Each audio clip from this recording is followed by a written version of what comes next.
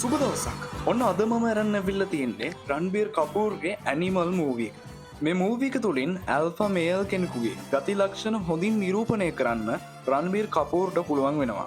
ඉතින් මම බලලා තියෙන හින්දි මූවිස් වලින් මගේ ෆේවරිට්ම මූවී එක තමයි මේක. ඒ වගේම කාලයකට පස්සේ බොබි ඩියෝල්ට ඉතාමත් සුපිරි එන්ට්‍රි එකක් දීලා විලන් චරිතවලට අලුත්ම රහක් එක් කරන්න මේ මූවී එක තුලින් පුළුවන් වෙනවා. ඉතින් මේ මූවී එක ඉන්දියානු රුපියල් කෝටි 900ක් වගේ අති විශාල ආදායමක් උපයලා තියෙනවා. එහෙනම් දැන් අපි මේ ලෝකේ තියෙන හැම දෙයකටම වඩා එයාගේ තාත්තට ආදරය කරන මේ රන්විජේගේ අමුතුම ස්ටෝරි එක බලමු.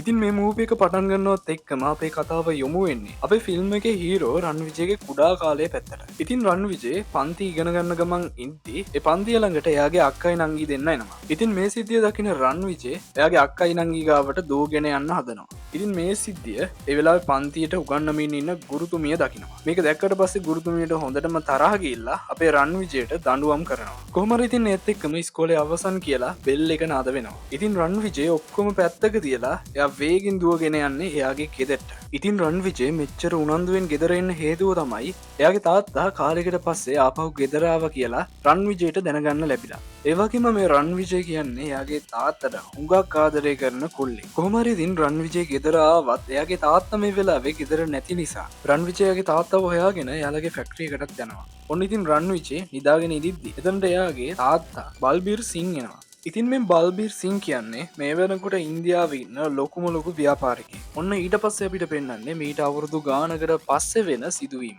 ඉතින් රන්විජේ මේ වෙනකොට තරුණ කොල්ලෙක්. එක දවසක් එයාගේ යාළුවෙක්ගේ එන්ගේජ්මන්ට් එකකට යද්දි තමයි දැනගන්නේ එයාගේ යාළුවා කසාද බඳින්න හදන්නේ රන්විජේ පොඩි කාලේ ඉඳන් ආදරය කරපු ගීතාංජලිව කියලා. ඉතින් මේ සිද්ධිය දැනගත්තට පස්සේ රන්විජේ හොඳටම අවුල් වෙනවා. ඒත් එක්කම රන්විජේ මෙතන තියෙන පියානෝ එක ප්ලේ කරන ගමන් එයා සින්දුවක් කියන්න පටන් ගන්නවා. ඉතින් රන්විජේ මේ සින්දුව ලස්සනටම කියන නිසා ඒ වෙලාවේදී ගීතාංජලි එතෙන්ට එනවා. ඉතින් මේ වෙලාවේදී රන්විජේ ගීතාංජලිට කියනවා මේ කසාදේ නවත්තලා එයත් එක්ක යන්න එන්න කියලා. ඔන්න ඉතින් රන්විජේට මේ වෙලාවේදී එයාගේ තාත්තගේ බර්ත්ඩේ පාටි එකට යන්න තියෙන නිසා ඔක්කොම පැත්තක දාලා පාටි එකට යනවා. ඉතින් ගීතාංජලිත් හොඳටම පැටලිලා ඉන්න මේ විච්ච සිද්ධියත් එක්ක. ඔන්න ඉතින් මේ පාටියට රන්විජේගේ අක්කා විවාහ වෙන්න ඉන්න වරුණුත් ඇවිල්ලා ඉන්නවා. ඉතින් රන්විජේ නම් මේ වරුන්ට පොඩ්ඩක්වත් කැමති නෑ. කොහොම හරි මේ දෙන්න අතර මේ වෙලාවේදී කතා බහකුත් ගිහිල්ලා රන්විජේගේ අක්කට කියනවා රන්විජේ ඉන්නකන් කොහෙත්ම වරුන්ව කසාද බඳින්න දෙන්නේ නෑ කියලා. ඔන්න මේ දේවල් ගැන දැනගත්ත රන්විජේගේ තාත්තා මෙතෙන් ඇවිල්ලා රන්විජේට බයිනවා එයා වරුන්ට බැනපු එක ගැන කියලා. ඒ වගේම වරුන්ගෙන් සමාව ගන්න කියලාත් කියනවා. ඔන්න ඉතින් අපේ කතාව ආයමත් ටිකක් අතීතයට අරන් යනවා. ඉතින් රන්විජේ ඉස්කෝලේ යන කාලේ එයාගේ අක්කට කොල්ලෝ වගේක් රැක් කරපු නිසා එයාගේ අක්කවත් එක්කගෙන ගිහිල්ලා තුවක්කුවක් අරගෙන ඇවිල්ලා මේ අක්කව රැක් කරන්න හදපු කොල්ලෝ ටිකව රන්විජේ හොඳටම බය කරනවා. ඊට පස්සේ රන්විජේ එයාගේ අක්කවත් අරගෙන ගෙදර එන ගමන් ඉන්නේ. මේ වෙලාවේදී අර කොල්ලෝ ටික ආයමත් රන්විජේගේ වාහනේ පස්සෙන් එනවා. මේ වෙලාවේදී රන්විජේ කරන්නේ ඒ කොල්ලෝ ඔක්කොම හප්පලා දාන එක. ඉතින් රන්විජේ ගෙදර ආවට පස්සේ මේ දේවල් ගැන දැනගත්ත එයාගේ තාත්තට හොඳටම තරහ ගිහිල්ලා රන්විජේගේ කනට ගහනවා. ඔන්න ආයෙමත් අපේ ෆිල්ම් එක වර්තමානයට අරන් එනවා. ඉතින් රන්විජේට වරුන්ගෙන් සමාව ගන්න කියලා එයාගේ තාත්තා කියපු නිසාම රන්විජේගේ අක්කයි නංගි දෙන්න ළඟට ඇවිල්ලා රන්විජේට කියනවා "ඉතින් වරුන්ගෙන් සමාව ගන්න" කියලා. ඉතින් රන්විජේ වරුන්ගෙන් සමාව ගන්න වෙලා ගිය නිසා රන්විජේගේ තාත්තා මේ වෙද්දි තීරණය කරලා ඉවරයි එයාගේ කම්පැනි වල බාරකාරීත්වය වරුන්ට දෙනවා කියලා. ඉතින් මේ ගැන තාත්තා රන්විජේට කිව්වට පස්සේ රන්විජේ කියනවා වරුන් කවුද කියලා හරියට දන්නේවත් නැතුව එයාව විශ්වාස කරන්න එපා කියලා. ඉතින් මේ වෙලාවේදී හොඳටම තරහ යන රන්විජේගේ තාත්තා රන්විජේට කියනවා මේ ගෙදරින් දැම්ම පිටත් වෙලා යන්න කියලා. ඉතින් රන්විජේ මේ ගෙදර අතහැරලා යන්න හදනකොට එයාගේ යාළුවෙක් වන කාර්තික් ගීතාංජලිත් එක්කගෙන රන්විජේලගේ ගෙදරට එනවා. ඉතින් ගීතාංජලි ඇවිල්ලා තියෙන්නේ එයා කලින් විවාහ වෙන්න හිටපු එක්කනාව අතහැරලා දාලා රන්විජෙත් එක්ක විවාහ වෙන්න හිතාගෙන.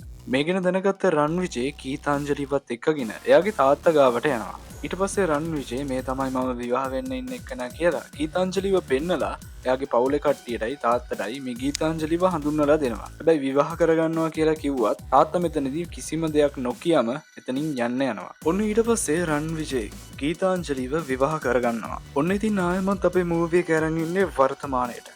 රන් විජයගේ ටීම් එකේ කට්ටියත් එක්ක ගිහිල්ලා රන් විජයගේ අක්කා විවාහ වෙලා ඉන්න වරුන්ව මරලා දානවා. ඉතින් මේකට හේතුව මොකද්ද කියලා දැනගන්න ඕන නම් මේ රිවිව් එකේ අවසන් වෙනකම් රැඳී ඉන්න වෙනවා.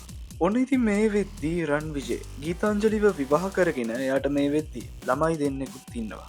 ඔන්න ඉතින් රන් විජයි ගීතාංජලි කතා කර කර ඉඳිද්දී රන් විජයට ඇහෙනවා එයාගේ අක්කා හයියෙන් කෑ ගහන සද්ද. ඉතින් මේක ඇහිච්ච ගමන් රන් විජය පහලට යනවා.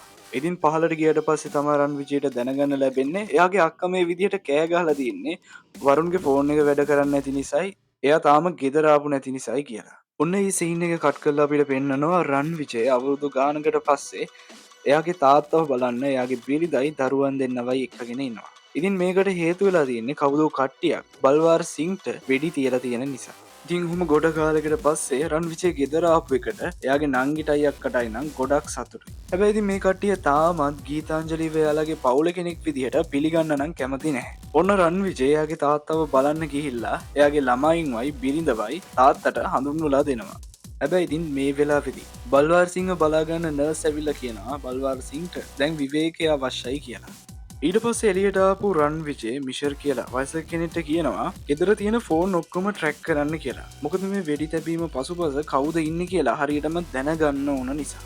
ඉතින් මේ වෙලාවේදී මිෂර් රන් විජයට කියනවා බල්බීර් සිංට වෙඩි වැදුණු නිසා එයාගේ කර්මාන්ත ශාලාවේ සේවකීන් වැඩ නොකර ගොඩක් දුකින් ඉන්නේ කියලා. ඊට පස්සේ රන් විජේ එයාගේ කර්මාන්ත ශාලාවට ගිහිල්ලා මේක ඉන්න සේවකින්ට හොඳ මෝටිවේෂන් එකක් දීලා තව මාස 3කින් විතර බල්බීර් සිංට සනීප වෙලා එද්දි මේ කර්මාන්ත ශාලාව ඉන්දියාවේ තියෙන හොඳම කර්මාන්ත ශාලාව කරලා තියන්න කියලා මේ සේවකයෝන්ව මෝටිවේට් කරනවා.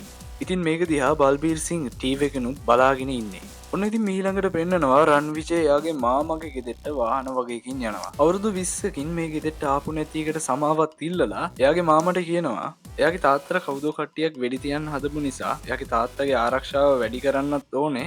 ඒ වුණාට ඒකට විශ්වාසවන්ත කට්ටියක් ඕනේ කියනවා.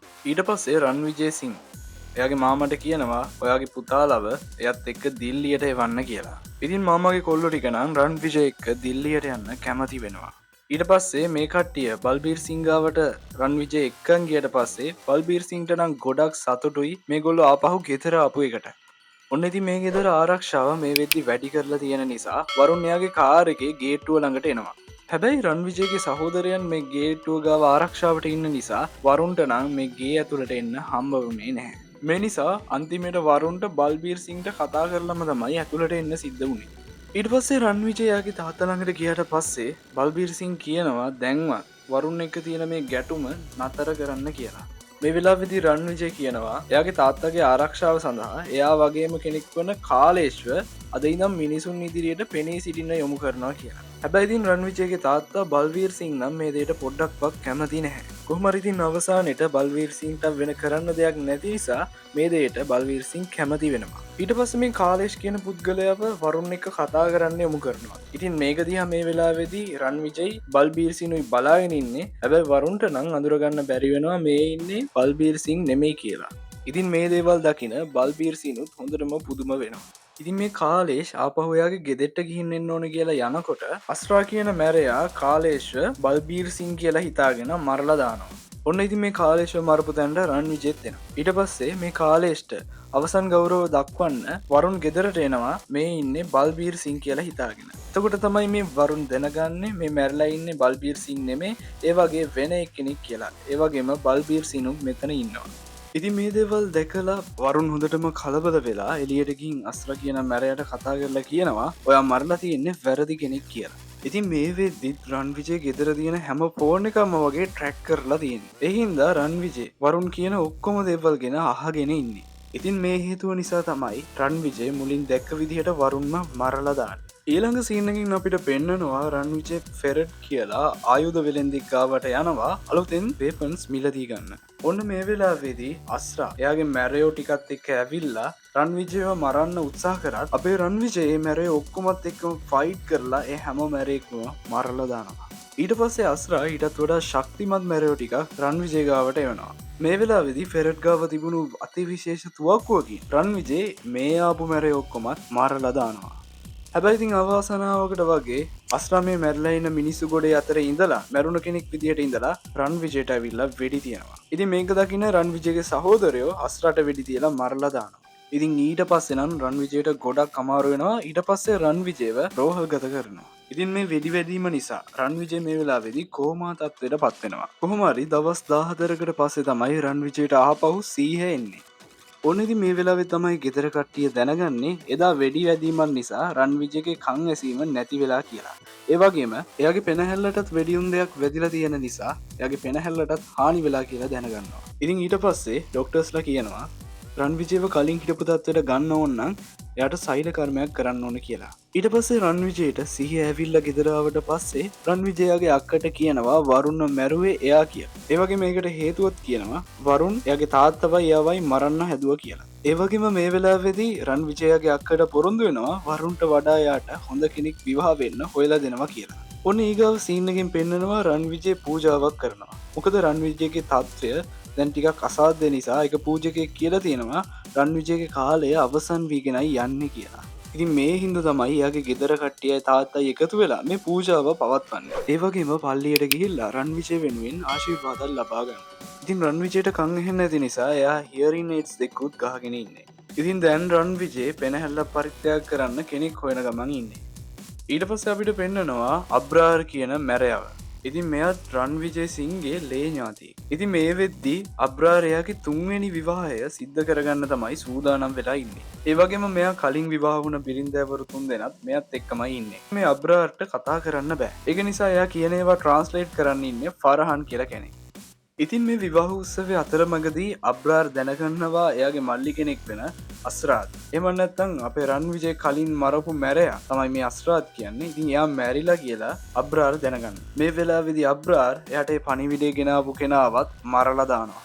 අස්රාත් ඊට පස්සේ කරන්න හදන්නේ එයාගේ මල්ලිව මරලා දාපු කට්ටියව හොයාගෙන මරලා දාන එක. ඊළඟට ආයෙත් පෙන්නනවා අපේ රන් විජේ එයාගේ සැත්කම සාර්ථකව කරලා ඒකේ සතුටට එයා ඇඳුනුත් නැතුව ගේ වටේ ඇවිදින ගමන් ඉන්නවා. මේක දකින්න එයාගේ තාත්තා ඇවිල්ලා ටවල් එකක් දීලා ඔක ඇඳ ගන්න කියනවා. මේ වෙලාවේදී සෝයා කියලා ගෑනු කෙනෙක්ව එයාගේ සහෝදරයින් රන් විජේ ගාවට එක්කන් එනවා. ඉතින් මේ ගෑනු කෙනා රන් විජේව මාස 3ක් තිස්සේම හම් වෙන්න උත්සාහ කරලා තියෙනවා. ඔන්න මේ වෙලාවේ තමයි රන් විජේ දැනගන්නේ එදා එයාට බද්ධ කරලා තියෙන්නේ සෝයාගේ පෙම්වතාගේ හදවත කියලා. මේ හින්දා රන් විජයාගේ සහෝදරයින්ට කියනවා සෝයාව එයාගේ සීයාගේ ගෙදරට එක්කන් යන්න කියලා. ඊට පස්සේ රන් විජේ සීයාගේ ගෙදරට ගිහිල්ලා සෝයත් එක්ක කාලය ගත කරනවා. ඒ වගේම මෙතනදී රන් විජේ ලිංගිකවත් සෝයත් එක්ක එකතු වුණා. ඉතින් මේ දේවල් ගැන ගීතාංජලිට සැකයක් ඇති වෙලා රන් විජේගේ සහෝදරයෝ දෙන්නෙක්ගෙන් මේ ගැන අහනවා. හැබැයි මේ වෙලාවේදී මේ සහෝදරයන් නම් ගීතාංජලිට සෝයා ගැන කිසිම දෙයක් කියන්නේ නැහැ. ඔන්න ටික දවසකට පස්සේ රන් විජේ එයාගේ සෝයාට රෝල් රොයිස් කාර් එකක් ගෙනල්ලා තෑගි කරන්න හදනකොටම ඒ කාර් එක පිපිරලා යනවා. හැබැයි රන් විජේ නම් සෝයාට කියන්නේ එයා දෙන සාරිය ඇඳලා එයාත් එක්ක විවාහ වෙන්න එන්න කියලා. හැබැයි මේ වෙලාවේදී තමයි සෝයා කියන්නේ එයා මෙච්චර කල් කියපු හැම දෙයක්ම බොරු කියලා. ඒ වගේම එයා මේ දේවල් කළේ අබ්‍රාර් එයාට කරන්න කියපු නිසා කියලා කියනවා. ඒ වගේම මේ වෙලාවේදී සෝයා රන් විජේගෙන් සමාව ඉල්ලනවා එයා මේ කරපු දෙයට එයාව මරන්න එපා කියලා. ඉතින් රන් විජේටත් මේ කෙල්ලව මරන්න කිසිම අදහසක් නැහැ වගේ එයා මෙතනින් පිටත් වෙනවා එයාගේ සහෝදරයන්ට මෙයාව හොඳින් බලා ගන්න කියලා. ඉතින් ඔන්න දවස් ගානකට පස්සේ රන් විජේ යනවා ගීතාංජලිව හම්බ වෙන්න. ඉතින් ගීතාංජලිට රන් විජේ ගැන සැකයක් තිබ්බා. හැබැයි රන් විජේම ගීතාංජලිට කියනවා එයා සෝයත් එක්ක ලිංගිකව එකතු වුණා කියලා.